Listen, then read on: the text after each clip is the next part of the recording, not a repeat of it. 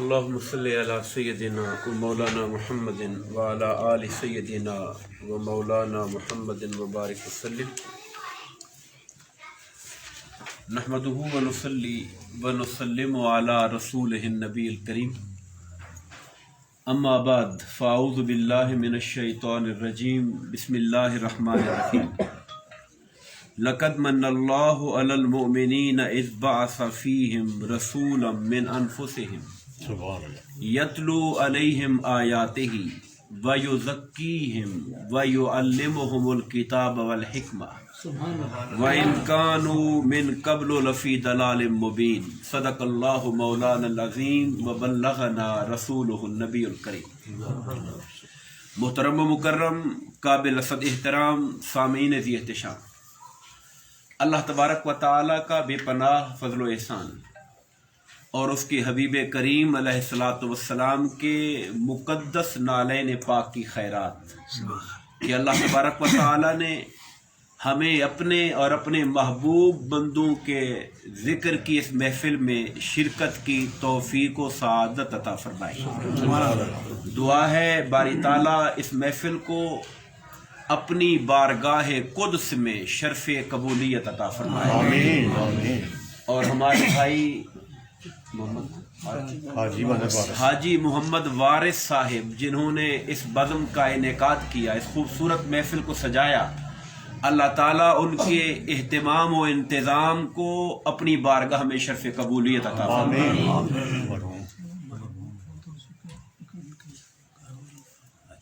ان کے اہل خانہ نے یہ جو انتظام کیا، اولاد نے، گھر والوں نے، اللہ تعالیٰ ان کے انتظام کو قبول فرماتے ہوئے اس گھر پر اپنی رحمتیں اور برکتیں نازل فرمائے. حضور غوث پاک کی نگاہ کرم سے اس دنیا اور آخرت کی نعمتوں سے مالا مال فرمائے اور ہم سب شرکاء کی شرکت کو اپنی بارگاہ میں قبول فرمائے. میں نے قرآن مجید کی سورہ آل عمران کی آیت نمبر 164 کو پڑھنے کا شرف حاصل کیا. آپ میں سے جو ترجمے کو تھوڑا سمجھ رہے تھے وہ جانتے ہیں کہ یہ آیت کریمہ حقیقت میں حضور نبی کریم علیہ الصلاۃ والسلام کی شان پاک کے حوالے سے، جس کا ترجمہ یہ ہے کہ بے شک اللہ پاک نے احسان فرمایا، اللہ نے احسان فرمایا اہل ایمان پر. جب محافل میلاد ہو رہی تھی میرے ذہن میں یہ والی آیت تھی کہ میں کسی محفل میں اس پہ الگ سے گفتگو کروں گا، چونکہ رب کائنات نے کائنات کی لا تعداد نعمتیں دے کر کسی پر احسان نہیں جتلایا. اگر احسان جتلایا تو آمد مصطفیٰ پہ جتلایا.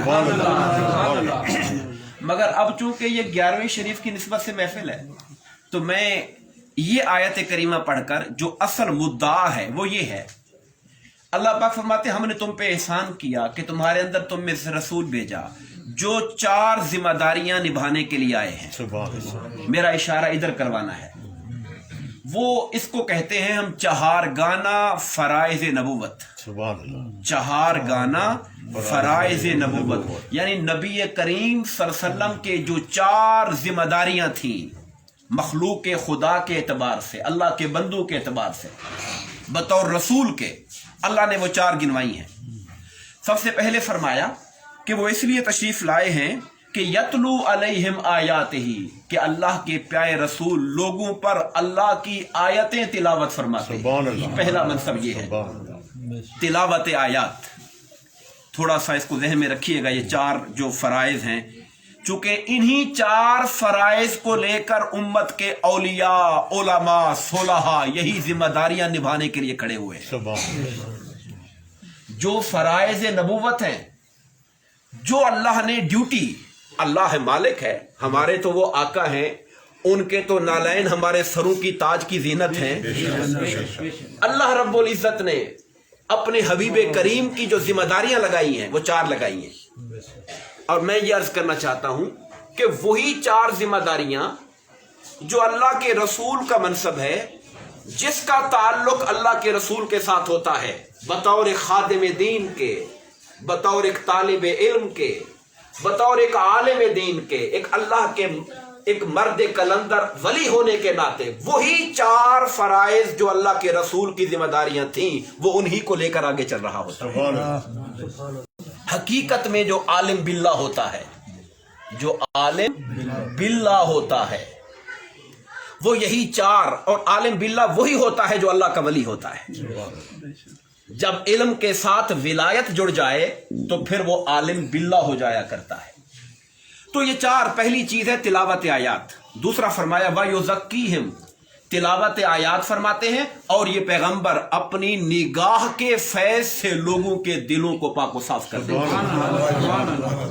تزکیہ فرماتے ہیں، تزکیہ نفوس، تزکیہ نفوس، پہلی تھی تلاوت آیات، دوسری ہے تزکیہ نفوس، وَيُعَلِّمُهُمُ الْكِتَابَ وَالْحِکْمَةَ، اور تیسرا منصب یہ ہے کہ یہ پیغمبر لوگوں کو کتاب کی تعلیم دیتے۔ کون سی کتاب؟ جو خدا نے آسمانوں سے قلب مصطفیٰ پہ اتاری ہوئی، قرآن، تعلیم کتاب، تلاوت آیات، تزکیہ نفس، تعلیم کتاب، والحکمہ، اور حکمت سے مراد دانائی ہے، اور سب سے بڑی دانائی وہ ہے جو زبان مصطفیٰ سے ادا ہوئی، اس لیے اس سے مراد حضور کی سنت ہے، آقا کی حدیث پاک ہے۔ یہ چار فرائض نبوت ہیں، تلاوت آیات، تزکیہ نفس، تعلیم کتاب، اور تعلیم حکمت و سنت۔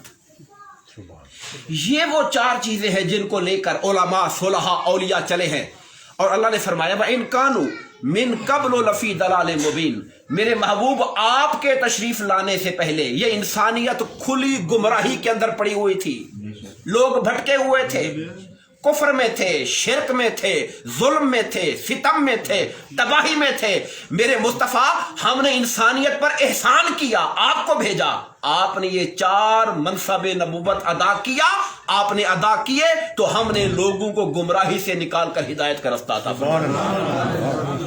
پتہ یہ چلا کہ مخلوق خدا جب بھٹک جائے، مخلوق خدا جب راہ راست سے ہٹ جائے، تو وقت کا جو عالم ہے، وقت کا جو ولی ہے، وقت کا جو مجدد ہے، وقت کا جو صاحب کردار، واعظ و نصیحت کرنے والا ہے، وہ انہی چار چیزوں کی روشنی لے کر لوگوں کو گمراہی سے نکال کر ہدایت پہ رستے کے ڈالنے کی کوشش کرے گا، یہ اس کی ذمہ داری ہوگی۔ اب ان چار میں سے ہوتا یہ ہے کہ کوئی تلاوت آیات کو لے لیتا ہے، چونکہ جو اللہ کے نبی کا منصب ہے، جو جامعیت، جو کمپریہنسونیس ان کے اندر ہے، جو جامعیت وہاں ملتی ہے ہر چیز کمال کی، مخلوق جتنی بڑی بھی امت عالم بن جائے وہ وہاں کی تو گرد کو بھی نہیں پا سکتی ہے۔ اب ان میں سے کیا ہوتا ہے، کوئی ایک منصب لے لیتا ہے تلاوت کلام پاک والے کو، اس میں آپ کو پھر قرآن نظر آتے ہیں، قرآن کو خوبصورت سے خوبصورت طریقے سے پڑھنا۔ یہ جو قرآن کو خوبصورت طریقے سے پڑھنا ہے، یہ اللہ کی نظر میں اتنا پسندیدہ ہے۔ میرے آقا فرماتے ہیں اللہ تعالیٰ کسی بات پر اتنا دھیان نہیں دیتا۔ اب یہ دھیان کا لفظ ویسے خدا کی شان کے مطابق نہیں ہے، چونکہ اللہ تعالیٰ ہر وقت ہر چیز کی طرف متوجہ ہوتا ہے۔ لا تأخذہ سنۃ ولا نوم، اسے اونگ اور نیند نہیں آتی، وہ بے توجہ نہیں ہوتا، مگر سمجھانے کے لیے کہا وہ کسی بات کی طرف اتنا دھیان نہیں دیتا جتنا جب کوئی اللہ کا کلام خوبصورتی سے پڑھتا ہے، مولا دھیان دیتا ہے اس کو۔ جب اس کا کلام خوبصورتی سے پڑھا جاتا ہے، قرآن جب پڑھا جاتا ہے، تو میرا رب بھی اپنی توجہات، میں پھر کہہ رہا ہوں کہ یہ لفظ اس کی شان کے مطابق نہیں ہے، کیونکہ اس کی توجہ کبھی کم ہوتی نہیں کسی طرف سے، مگر صرف سمجھانے کے لیے کہ جب قرآن پڑھا جاتا ہے تو یوں سمجھیے کہ اس کی رحمت کا نزول اور بڑھ جاتا ہے، اس کی توجہات اور کرم نوازی اور بڑھ جاتی ہے۔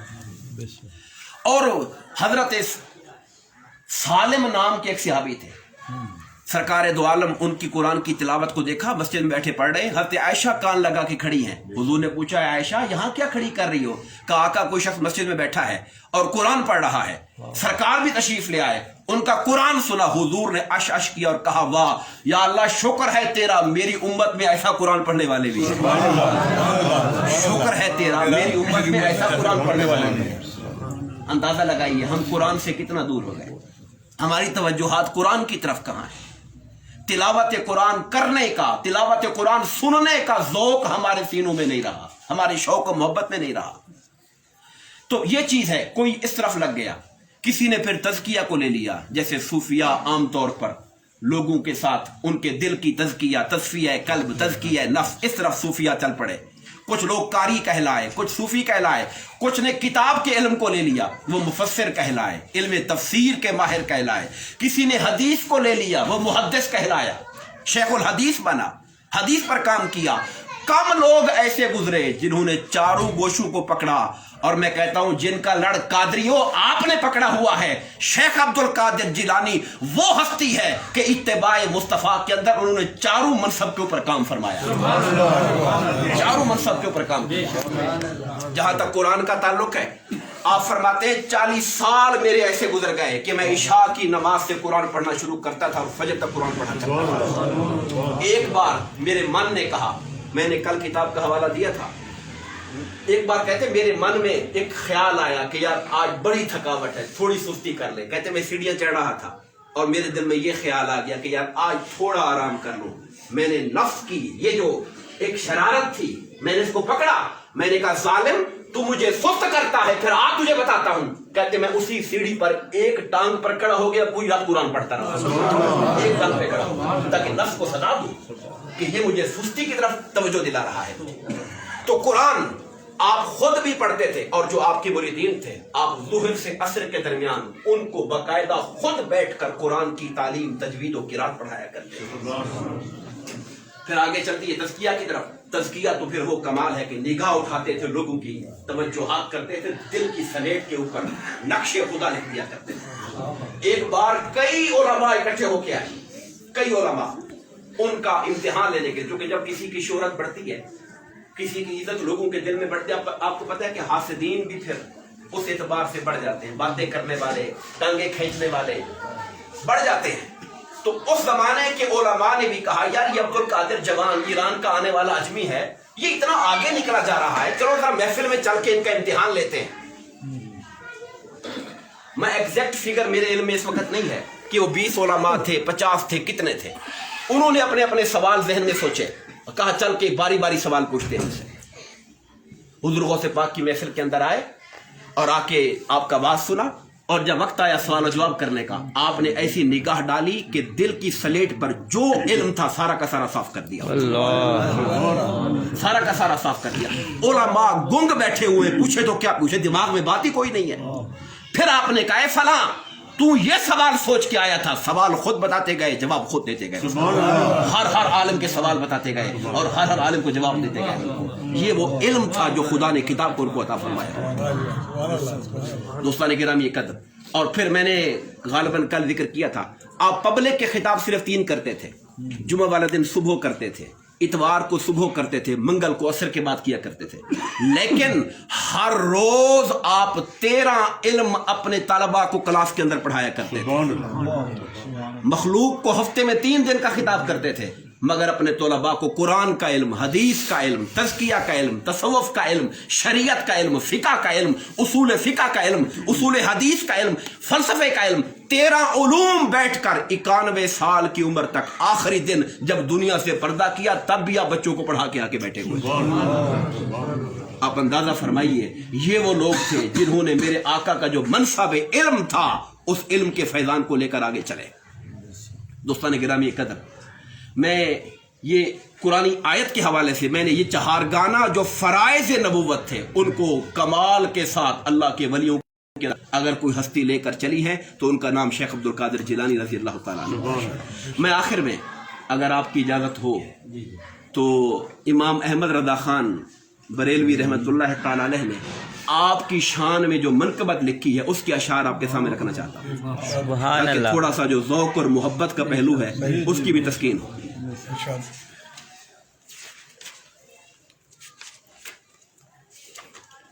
आप फरमाते हैं वाह वाह क्या मर्तबा ए गौस है बाला तेरा, वाह क्या मर्तबा ए गौस है बाला तेरा, ऊंचे ऊंचों के सरों से कदम है बाला तेरा। ऊंचे ऊंचों के सरों से यानी ऊंचे ऊंचों के जहां सर लगते हैं, गौसे पाक आपका कदम भी उससे ऊपर जाता है। सर भला कोई जाने, सर भला क्या कोई जाने कि है कैसा तेरा, सर भला क्या कोई जाने कि है कैसा तेरा, औलिया मलते हैं आंखें वो है तलवा तेरा। सर भला क्या कोई जाने, सर का मकाम क्या है, पेशानी का मकाम क्या है, सर भला क्या कोई जाने कि वो कैसा है तेरा, اولیاء ملتے ہیں وہ ہے تلوا تیرا، کیوں نہ ملے قدمی ہاذہی علی رکبت کل ولی اللہ، جن کا قدم ہر ولی کی گردن پر ہو ان کا تلوا اولیاء اٹھاتے ہیں کہ نہیں اٹھاتے؟ پھر آپ فرماتے ہیں کیا دبے جس پہ حمایت کا ہو پنجا تیرا، پنجا ہاتھ، کیا دبے، وہ کس سے دبے گا، کون اس کو دبا سکتا ہے، وہ کس کے روب میں آئے گا، کیوں مروب ہوگا وہ، کون دبے کیا دبے جس پہ حمایت کا ہو پنجا تیرا، شیر کو خطرے میں لاتا نہیں کتا تیرا، آپ کے در کا کتا ہو تو وہ شیر کی پرواہ نہیں کرتا۔ ایک بات یاد آئی، ایک بار کچھ آپ کے مرید آواز سننے کے لیے آئے تو آ کے کہا تو لیٹ آئے، آپ نے پوچھا بھی دیر کیوں کر دی تم نے، انہوں نے کہا حضرت رستے میں ایک سانپ پڑا ہوا تھا وہ تنگ کرتا ہے، اس کے ڈر سے آگے پیچھے ہو جاتے ہیں۔ فرمایا اس کو جا کے پیغام دینا کہ عبدالقادر کہتا ہے کہ میرے در پہ آنے والوں کو تنگ نہ کیا کرو۔ اس کے بعد وہ سانپ پڑا رہتا اور اتنا شریف ہو گیا کہ لوگ اس کو تھڈے مارنے لگ گئے، لہو لہان پڑا ہوا، آپ کی نگاہ پڑی غوث پاک کی، میں تیرا کیا حال ہو گیا تو کیوں لہو لہان پڑا، حضور آپ کا حکم آیا تھا آپ نے کبھی کو تکلیف نہیں دینی، تو لوگ مجھے تھوڑے مار کے چلے جاتے ہیں، میں نے یہ کہا تھا تکلیف نہ دینا، یہ تو نہیں کہا تھا شو شام بھی چھوڑ دینا اپنی کہ لوگ تجھے تھوڑے ہی مارنا شروع کر دیں، فنکارنا ہی چھوڑ دینا، یہ تو میں نے تمہیں نہیں کہا تھا۔ اعلیٰ فرماتے ہیں کیا دبے جس پہ حمایت کا ہو پنجا تیرا، شیر کو خطرے میں لاتا نہیں کتا تیرا، تو حسینی و حسنی کیوں نہ محی الدین ہو، محی الدین کا معنی دین کو زندہ کرنے کا، تو حسینی و حسنی کیوں نہ محی الدین ہو، اے خضر مجمع بحرین ہے چشمہ تیرا۔ آپ نے ایک دفعہ حضرت خضر ہوا میں پرواز کرتے ہوئے جا رہے تھے تو آپ نے دوران خطاب کہا اے خضر اسرائیلی، حضرت موسیٰ کے زمانے کے خضر ٹھہر جا، خضر محمدی کی بات سنتا چاہ، کہا تو بنی اسرائیل کا خضر ہے، عبدالقادر جیلانی مصطفیٰ کا خضر ہے، کہا اے خضر اسرائیلی رک جا، خضر محمدی کی بات سنتا جا۔ اسی کی طرف اعلیٰ حضرت نے اشارہ کیا، اعلیٰ حضرت جو بات کہہ رہے ہوتے اس کے پیچھے قرآن و حدیث ہوتا ہے، تو حسینی و حسنی کیوں نہ محی الدین ہو، اے خضر مجمع بحرین ہے چشمہ تیرا، قسمیں دے دے کے کھلاتا ہے پلاتا ہے تجھے، وہ جو میں نے آج جمعہ میں ذکر کیا آپ نے 40 دن کا کہہ دیا میں نہیں کھاؤں گا جب تک میرا مولا مجھے نہیں کھلائے گا، قسمیں دے دے کے کھلاتا ہے پلاتا ہے تجھے، پیارا اللہ تیرا چاہنے والا تیرا، قسمیں دے دے کے کھلاتا ہے تجھے۔ اور وہ ایک جگہ انہوں نے کہا کہ جو میرا غوث ہے اور لاڈلا بیٹا تیرا، غوث پاک کو اعلیٰ حضرت کہتے ہیں حضور کا لاڈلا بیٹا ہے، جس طرح ان سے کرامات کا ظہور ہوا۔ پھر آپ کہتے ہیں مصطفیٰ کے تن بے سایہ کا سایہ دیکھا، آقا ہمارا عقیدہ کیا کہ سرکار کا سایہ نہیں تھا، مصطفیٰ کے تن بے سایہ کا سایہ دیکھا، جس نے دیکھا میری جان جلوائے زیبا تیرا، جس نے آپ کو دیکھا لگتا تھا مصطفیٰ کا سایہ آیا ہوا۔ پھر آپ فرماتے ہیں کیوں نہ قاسم ہو، کیوں نہ قاسم ہو، قاسم کا معنی کیا ہوتا ہے بانٹنے والا، تقسیم کرنے والا، کیوں نہ قاسم ہو کہ تو ابن ابی القاسم ہے، ابو القاسم حضور کی لقب ہے، حضور کی کنیت ہے، آقا کا نام ہے ابو القاسم، کنیت ہے، کہا کیوں نہ قاسم ہو، غوث پاک آپ قاسم کیوں نہیں ہوں گے کہ آپ ابو القاسم کے جو بیٹے ہیں، کیوں نہ قاسم ہو کہ تو ابن ابی القاسم ہے، کیوں نہ قادر ہو کہ مختار ہے بابا تیرا، آپ قادر کیوں نہیں ہوگے کہ مصطفیٰ مختار جو ہے ان کی اولاد ہوا تو کیوں قادر آپ نہیں ہوگے۔ پھر آپ کہتے ہیں نبوی می، اب میں کہ جیسے ہم اقبال کا کلام بھی نہیں سمجھ پاتے عام لوگ اور اعلیٰ حضرت کا بھی نہیں سمجھ پاتے، غور فرمائیے نبوی می بارش، یہ جو می ہوتا ہے بارش، نبوی می علوی فصل بطولی گلشن، واہ واہ، نبوی می یعنی پیغمبرانہ میرے مصطفیٰ کی بارش ہے آپ پر رحمت کی، مولا علی کی فصل ہے آپ، گلشن زہرا، بطول زہرا کا گلشن ہے، نبوی می علوی فصل بطولی گلشن، حسنی پھول حسینی ہے مہکنا تیرا، موت نزدیک گناہوں کی نہیں میل کے خول، موت نزدیک गुनाहों के नहीं मैल के खौल, आ बरस जा के नहा धो ले ये प्यासा तेरा। मौत करीब आ गई है, गुनाहों की मैल चढ़ी हुई है, ऐ गौसे पाक अपनी रहमत कमी कीजिए ताकि ये धो ले आपकी बारिश के अंदर। इस निशानी के जो सग हैं, बल्कि कहते हैं तुझसे दर, कमाल के शेर हैं, तुझसे दर। ये किसको कह रहे हैं? गौसे पाक से कह रहे हैं तुझसे दर, दर से सग और सग से है मुझको निस्बत। यानी आपका दर है, फिर आपके दर का कुत्ता है और कुत्ते से मेरी निस्बत है। तुझसे दर, दर से सग और सग से है मुझको निस्बत, मेरी गर्दन में भी है दूर का डोरा तेरा। इस निशानी के जो सग हैं, जिनमें डोरा गौसे पाक का पटा डला हुआ हो, इस निशानी के जो सग हैं नहीं मारे जाते, हश्र तक मेरे गले में रहे पट्टा तेरा। मेरी किस्मत की कसम खाएंगे सगाने बगदाद, बगदाद के कुत्ते भी मेरी किस्मत की कसम खाएंगे। मेरी किस्मत की कसम खाएंगे सगाने बगदाद, हिंद में भी हूं तो देता रहूं पहरा तेरा। रहता हिंदुस्तान में हूं मगर गौसे पाक की इज्जत का पहरा दे रहा हूं मैं। बगदाद के सग भी मेरी किस्मत पे नाज करेंगे। बद सही इल्तिजा करते हैं, बद सही, चोर सही, मुजरिम नाकारा सही, ए वो कैसा ही सही, तू तो करीमा मेरा, मैं जैसा ही क्यों ना हूं, आप तो करीम हैं। ए रजा यूं ना बिलक, बिलक होता है जैसे बंदा ज़ारो कतार होता है। ए रजा यूं ना बिलक, तू नहीं जय्यद तो ना हो। जय्यद कहते हैं अच्छे को, अरबी में कहते हैं वेरी गुड, जय्यद जिद्दा, जय्यद जिद्दा बहुत अच्छा, वेरी गुड। कहते हैं ए रजा यूं ना बिलक, तू नहीं जय्यद तो न हो, तू अच्छा नहीं है तो कोई बात नहीं है।